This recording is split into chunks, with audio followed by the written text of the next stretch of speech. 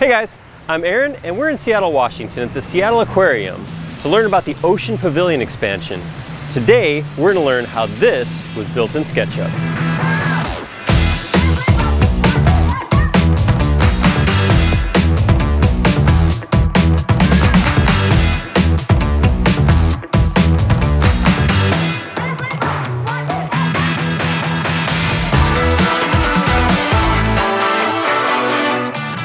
This project is very challenging. We like challenges here. My name is Drew Mark.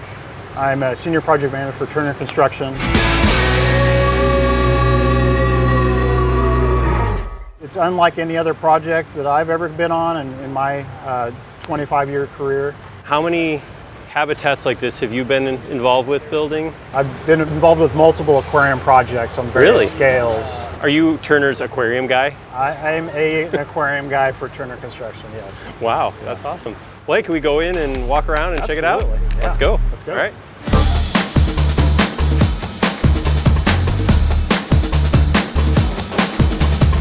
Currently, we are at the south end of the facility. This is where the public will approach the building.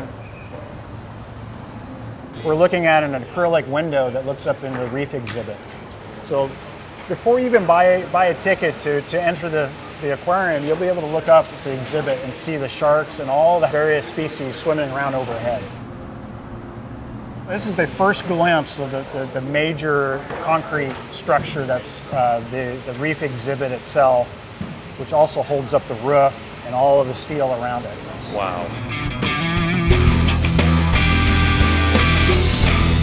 Aquariums are dense with mechanical, electrical, hydronic, and life support systems. And you have sand filters, foam fractionators, UV sterilizers, ozone systems, degas towers. And you wouldn't think about this, right? This is the stuff that somebody comes in the aquarium, sees the animals, the habitat, it's cool, it's awesome, get to learn some stuff. But you don't think about, yeah, all that water's got to get cleaned and filtered, and I mean, I have a hard time keeping goldfish alive.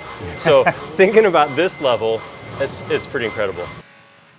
That probably didn't fit through that door right there. In aquariums, there's a lot of equipment that are large that don't fit through your conventional doors, so we have to plan those out. I'll point this out. Professionals struggle with math too. Yeah, even the professionals, not just me. Other people struggle with math. So this is the Archipelagos exhibit. This is a separate exhibit within the Ocean Pavilion. It's the second largest exhibit in the facility. This particular structure here was shotcrete. You have a nozzle and a concrete combined with air that actually heats the concrete, and it sticks to the backdrop, and it's built out through the rebar all the way to its final surface.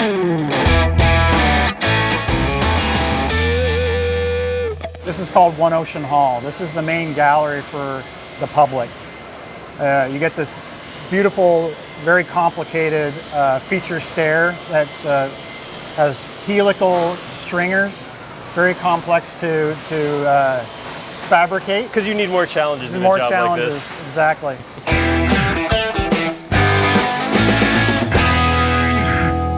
We're currently inside the big habitat right now. Exactly. We're standing about 4 feet above the water line right now. I know you said how many gallons are in here, but it's kind of hard to I still can't put it together. This is like my house could drop right inside of here without ever touching the edge. This is huge. Massive. And then we poured all of this concrete all in one day. That's got to be a feat. Hey Dave, I hear you're the concrete guy on this job. That's what they say. Have you ever done anything that even came close to a shape like this with concrete? No, not even once. In fact, if you probably would have seen my face the first time we saw the rendering of that, I went, that's not going to be concrete. Don't even kid yourself. It all started with just crazy ideas of, well, here's what we have to do, so how can we get this done, right? When we do this thing monolithic from 0 to just about 40 feet, right? Wow. And you're not going to be able to see the bottom of that form. You're not going to know how many yards you've got in. You're not going to know your pour rate ultimately. So we literally took the model and chopped it up into pieces so that they knew, hey, for the first lift, that's 40 yards, and the second lift, that's 20 yards, and the third lift, that's 35 yards, so that the guys would know real time how much mud is in that hole and what kind of pressure they're putting on the formwork. Because let's be honest, at 40 feet tall and 24-hour pour, if something goes wrong, that's the end. Like, I might as well just pack my bags and leave, because, you know, the amount of money it's going to cost us for a screw up, there is no failure. It's, you know, we joked about like Apollo 13. There isn't a failure option here. We have to make sure this thing goes right.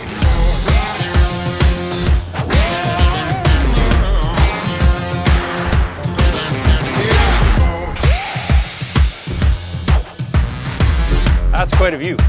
Yeah. So where we're standing is a public roof when it's all said and done. So the public will be able to walk across the overlook walk structure, which you can kind of see happening off here to the north. And that connects to the Pike Place Market. Okay. Walk out onto this area and enjoy this view of the Sound, West Seattle, and the Olympic Peninsula in the mountains.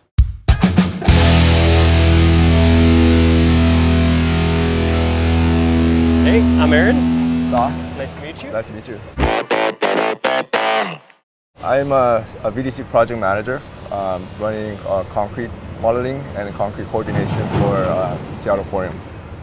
What we're standing at right here isn't the finished roof. This isn't actually what we'll be standing on once this is done. There's a steel component to it. There's a hollow core that goes on top of the steel. And the subslab, what you're seeing we're on right now, is poured on top of the hollow core. So on top of this, we're going to have foam. The landscape that's going to cover it is going to be a topping slab with the wood benches and the precast seating all over the perimeter of the roof. I think this is one of the dream come true projects that really pushed the boundary of what model and VDC can be taking place in the construction site and actually make it happen. As a VDC manager, you probably live by that model, right? Is that like, are you seeing the model in your dreams at night? Like, just can't stop thinking about that? Yeah, for this project, yes, yeah. It is an incredible project. Yeah.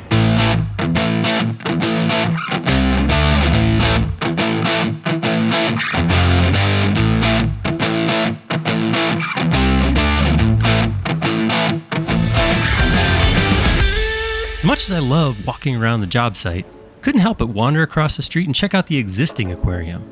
Give you a feel for what the aquarium was like and how the new habitat was going to fit in. The aquarium was great. They had these volunteers that would show you the wildlife and let you actually poke some of it, like this little guy who would grab onto your finger when you touched him.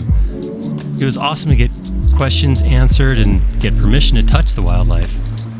Probably would have gotten in trouble had this guy not been there to tell me what I could touch and not touch. They also had this huge acrylic donut full of jellyfish. You could sit there and watch them and they would just float around and would drift back and back and back. It was awesome. It was a truly beautiful aquarium. Amazing wildlife.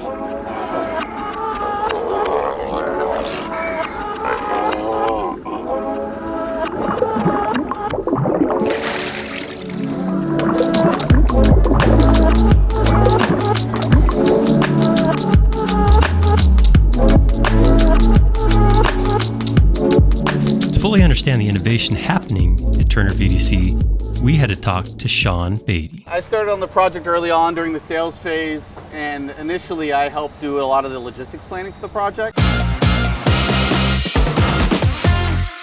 Modeling the existing site, the context, starting to understand from a construction standpoint how we were going to phase the construction. SketchUp's a great tool for our logistics planning for a few reasons. One, it's pretty user-friendly, and once you get fairly proficient with it, you can do a lot of modeling really quickly. Another great benefit of SketchUp is most of our superintending staff have some SketchUp experience. So I can share the model with our superintendents, and it's really harder to do that with other applications.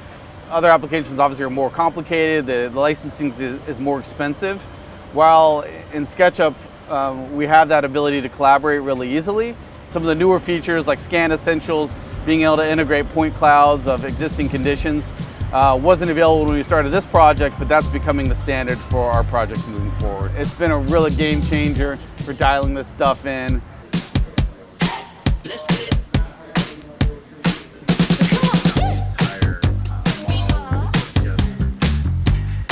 We're hoisting elements to this. how much they show up in this. So this is from scanning the ground. You got that much. Yep.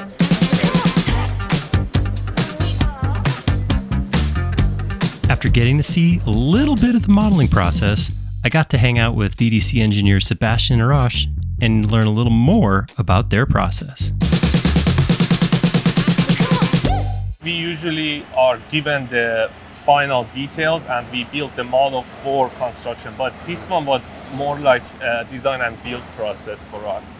So we basically solved a lot of the details and missing information during this modeling process.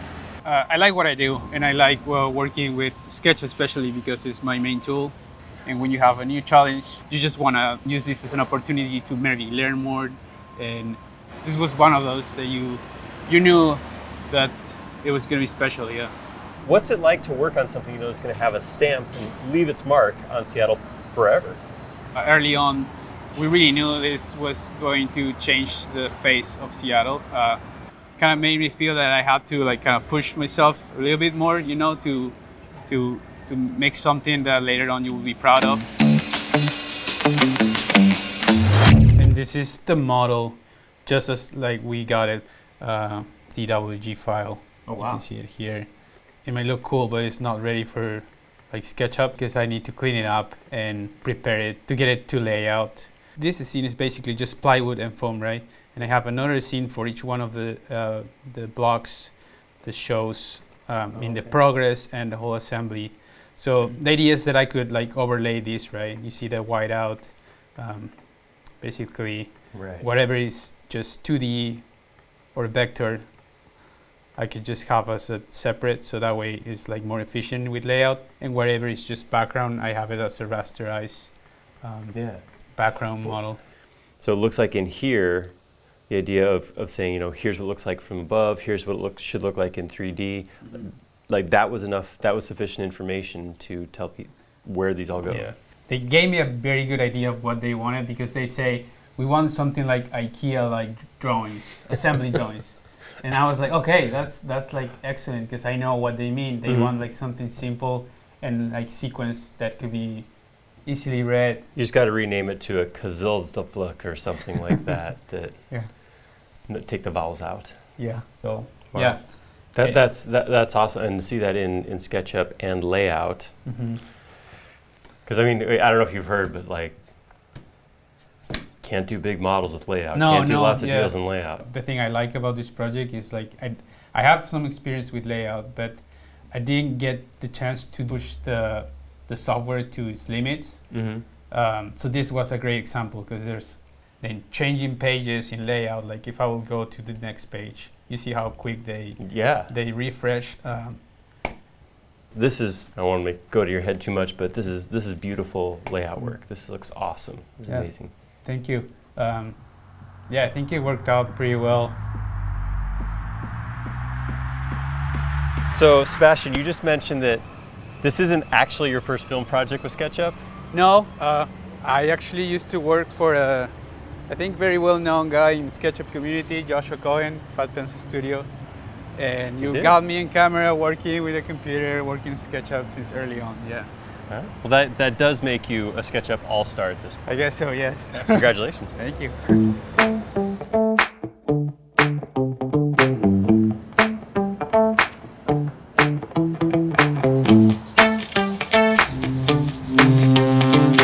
Had a really amazing time walking around Seattle. With the Ocean Pavilion project, the Overlook Walk, and the Waterfront revitalization, it was amazing to see the changes that were happening. The waterfront used to be capitalized by a double-decker highway called the Viaduct, but they sent all the cars underground to make way for pedestrians and bike traffic. It was a blast to walk around Seattle and see landmarks and architecture and... Whoops! Looks like somebody forgot to weld before using Follow Me. Really do appreciate the opportunity to get a behind-the-scenes look at what will be an iconic piece of the new Seattle waterfront. From the field office, we got to go to their VDC office, which is also their prefab shop. And this is where I got to meet Josh. Hey, Josh. Hi. How you doing? Nice to meet you.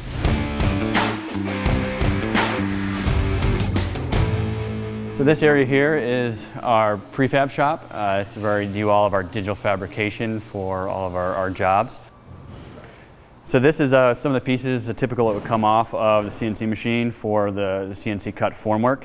Also makes it very easy to read that inscribing. Yep, yeah, the that's part exactly. name All on the there. parts are labeled, so each one of these pieces have its unique spot that goes right into place, and we use the model to help locate that, so we can look at the model and see that this piece goes exactly right there. And so it saves massive amounts of time, and the crews can actually focus their efforts on doing more complex tasks as opposed to just cutting out pieces of material just to get to the point where they're assembling. The stuff you can't do in a shop, like pour concrete. That's, Exactly. You got to do that there. Remember back at the beginning when Drew was showing us the Oculus? That big piece of acrylic that hangs over the heads of customers? What we had to do is actually produce some formwork to actually make this opening so that when their concrete is poured and you pull the formwork away, you have that opening for then the actual acrylic to notch down into. How big is that? This is about 20 feet in diameter. And so we built this in 2 halves in our shop, shipped out 2 halves to the site. They bolted it together and they picked this up with the crane and put it into place all in one section.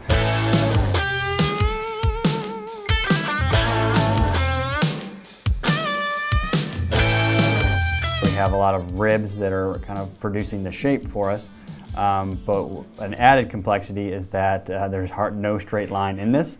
Because it's going this direction and this direction, probably none of those pieces are the same. It's curving in both directions, and it is changing in thickness as well.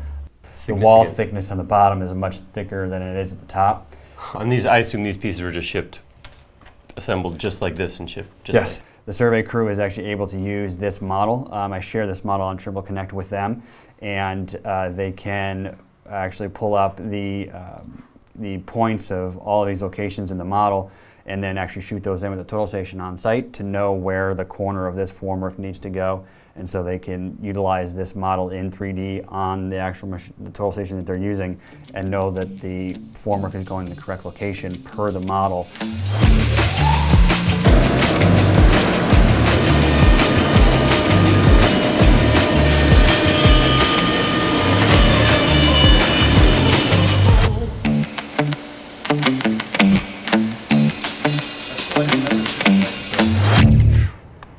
That's important.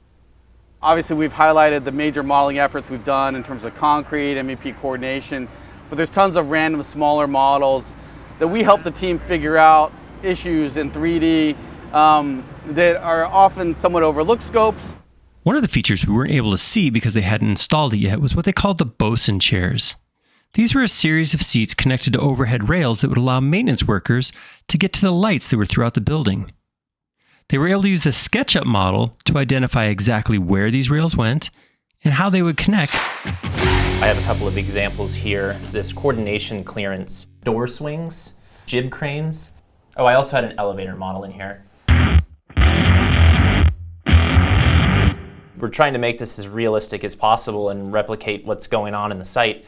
It's easy to do it as long as the information's there for us to interpret. Moving forward, we're finding more ways to leverage the model across more deliverables, as well as incorporating more scopes into the review process of modeling. This is where we've gotten some direct information from the field using the total station, which is these points. We really wanted to figure out where this was and what updates we needed to make to a couple little plates here and there to verify that when we get the beam into place that we know exactly where it needs to be and it's all the right size and all that. So I was able to use those points and compare that to the designed location for the embeds, which are shown in gray here, and then I went through and modeled in the orange plates, which align to those corners of those shot points. So there's a direct communication from what the field's seen to what we're seeing in the model, and then we can go through and make our recommendation for a plate like this and how we need to shave off a little bit here and there to make sure we're getting that perfect fit up against such a large geometry as the habitat is here. It's so easy to storytell with SketchUp and manipulate the modeled content and be able to have people follow along with what you're doing. It's just intuitive. Coucou, la